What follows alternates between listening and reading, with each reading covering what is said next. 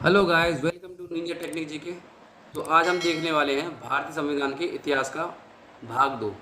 और ये भाग दो चालू होता है हमारे 1793 के अधिनियम से। 1793 का अधिनियम, चार्टर एक्ट 1793। ठीक है।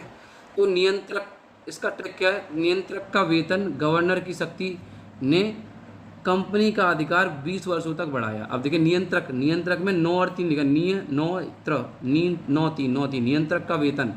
अब देखिए, ठीक है। तो 93 कहाँ से नियंत्रक थे? आगे देखिए, नियंत्रक का वेतन।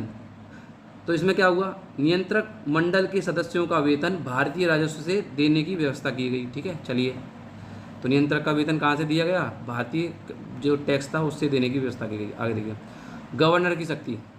गवर्नर शक्ति, गवर्नर जनरल को अपनी परिषद के निर्णयों की शक्ति दी गई। चलिए। कंपनी का अधिकार, कंपनी के अधिकारों को 20 वर्षों तक बढ़ाया गया। ओके, चलिए। अब अगला होता है हमारा 1813 का राजलेख। 1813 का राजलेख, ये क्या है? ट्रिक। तेरे धर्म में 1 लाख की शिक्षा और व्यापार पर कर लगाया। तेरे धर्म में 1 लाख की शिक्षा और व्यापार पर कर लगाया। अब देखिए, इसमें क्या है? 13 मतलब 1813, 13।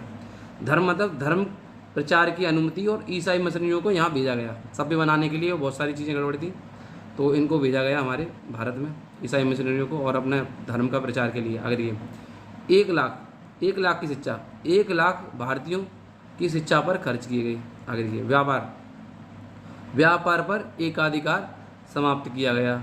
आगे देखिए, कर, स्थानीय संस्थाओं को कर लगाने का अधिकार मिला।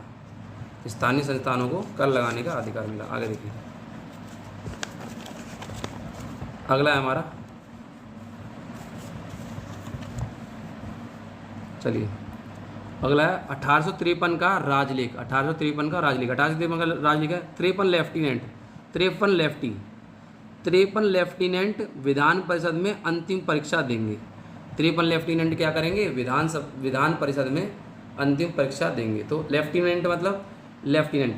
गवर्नर जनरल के लिए एक लेफ्टिनेंट गवर्नर की नियुक्ति की गई। आगे दिए, आगे विधान परिषद, विधान परिषद की स्थापना 12 सदस्यीय क्षेत्रीय प्रतिनिधित्व को दी गई।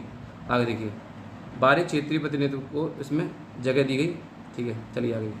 अंतिम राजलेख, इसको क्या बोलते हैं? अंतिम राजलेख। परीक्षा का मतलब परीक्षा के आधार पर कंपनी के कर्मचारियों का चयन किया जाने लगा। आगे देखिए, अगला 1833 का राजलेख।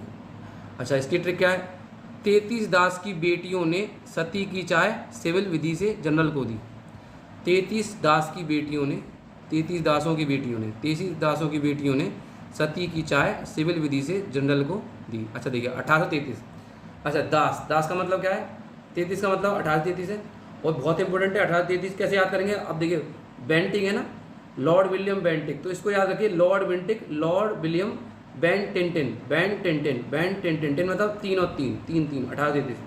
तो दास क्या? दास प्रथा का अंत किया गया। अब देखिए, बेटी मतलब लॉर्ड विलियम बेंटिक। अच्छा, अगला सती प्रथा का अंत किया गया। आगे देखिए, चाय का चीन के साथ व्यापार एकाधिकार समाप्त कर दिया गया।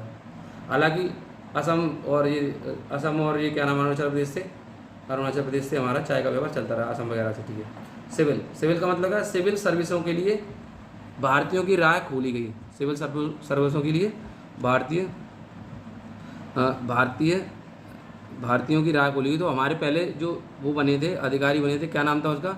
उनका नाम था सत्येंद्र नाथ टैगोर। जो किनके भाई थे?